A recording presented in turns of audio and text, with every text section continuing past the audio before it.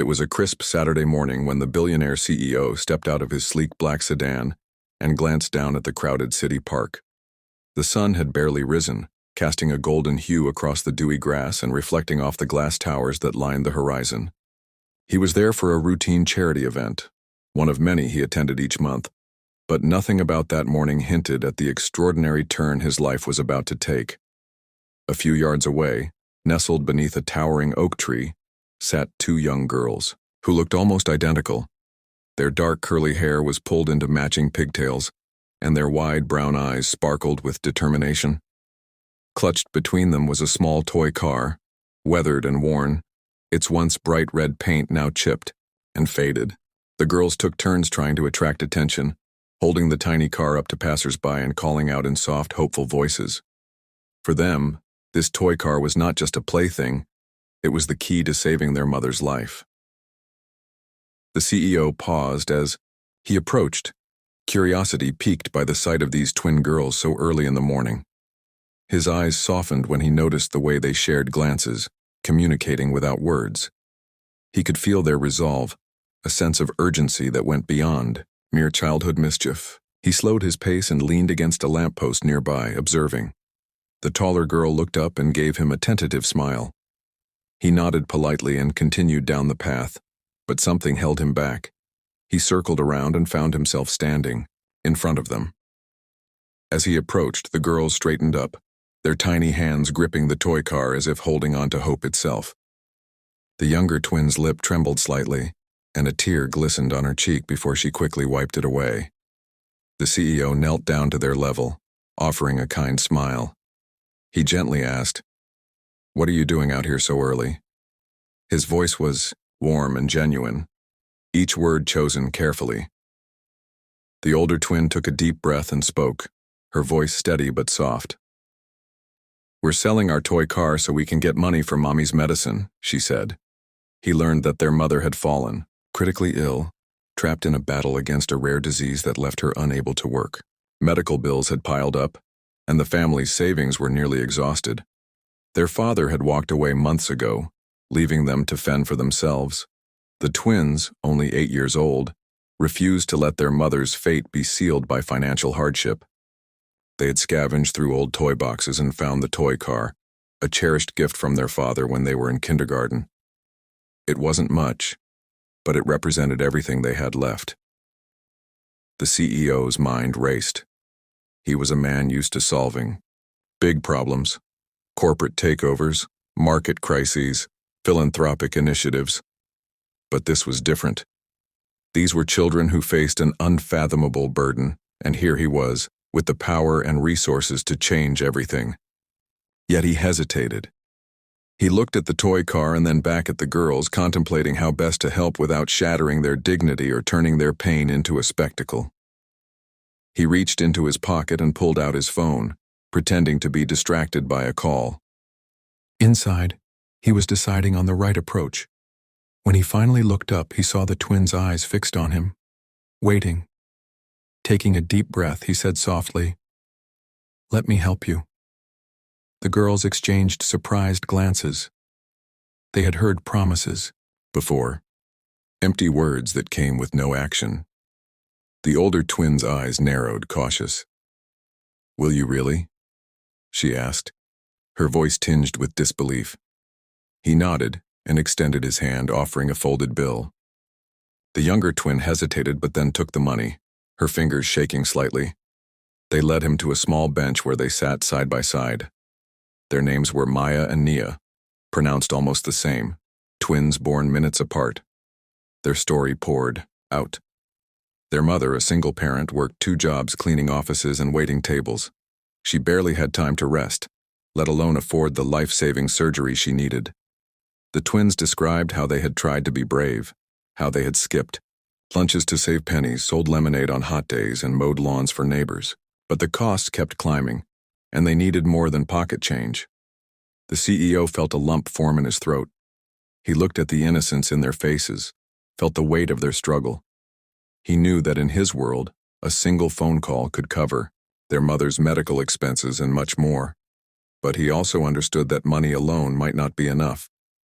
They needed stability, support, a foundation for the future.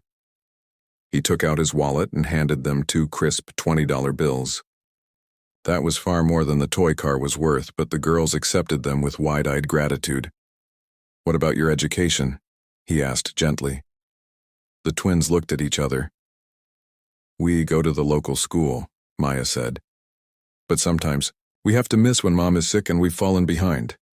The CEO nodded. He promised to enroll them in a tutoring program and cover all their school expenses, uniforms, books, and supplies.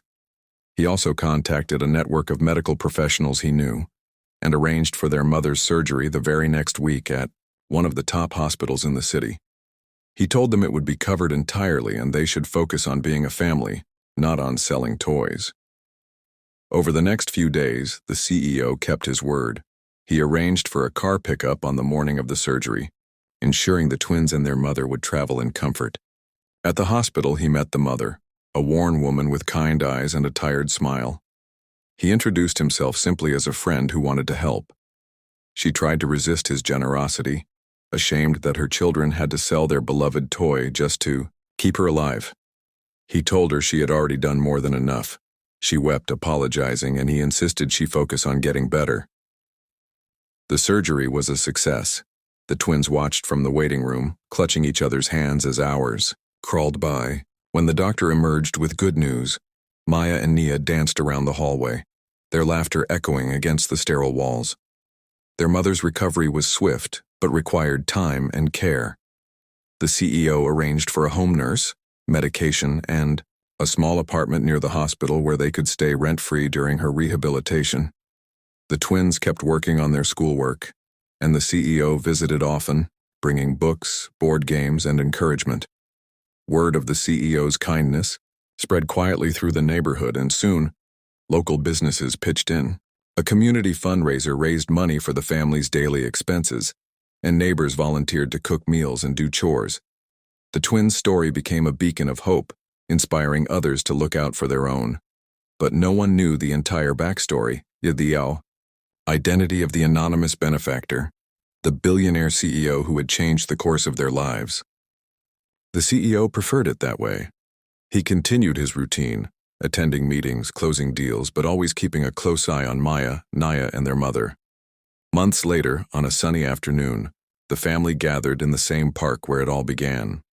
Their mother, healthy and radiant, watched her daughters ride a new toy car, an identical model to the old one, gifted by the CEO as a token of encouragement. Maya and Nia raced each other across the grass, their laughter blending with the chirping birds.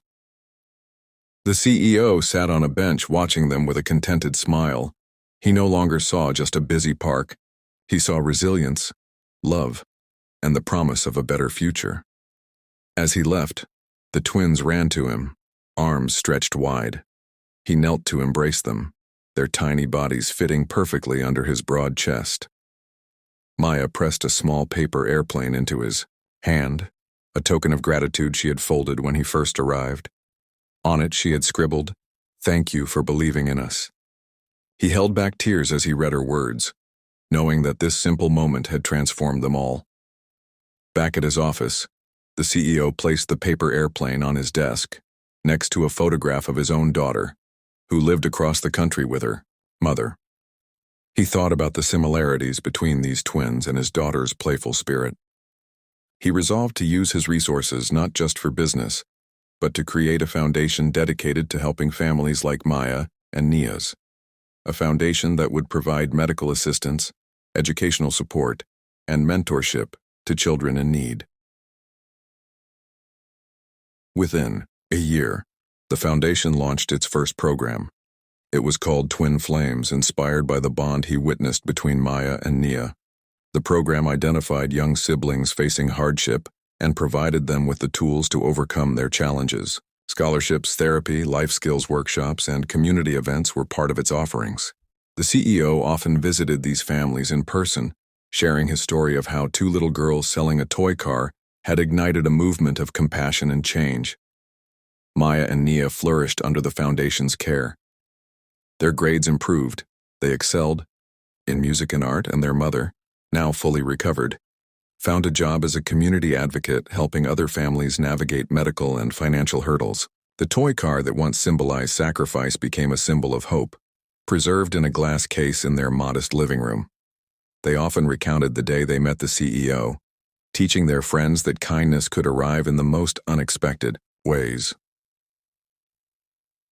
Years later, on the day the twins graduated from high school, the CEO stood in the front row of an open-air auditorium filled with cheering graduates and proud families.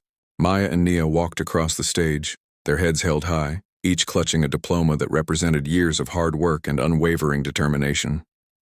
The CEO smiled as he watched them approach the podium to deliver a joint speech. They spoke about their mother's strength, the challenges they faced, and the moment that changed their lives forever. Their words resonated across the crowd, bringing tears to many eyes.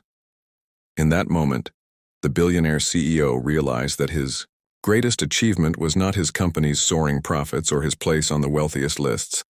His true legacy was measured by the lives he touched, the hope he instilled, and the love that grew from a simple act of compassion. As the ceremony ended and the sun dipped below the horizon, he embraced Maya and Nia, proud of the women they had become. Walking away, he glanced at the audience one last time. He saw families hugging, friends celebrating, and a community united in joy. He knew that stories like theirs were not rare. They existed in countless neighborhoods waiting for someone to notice.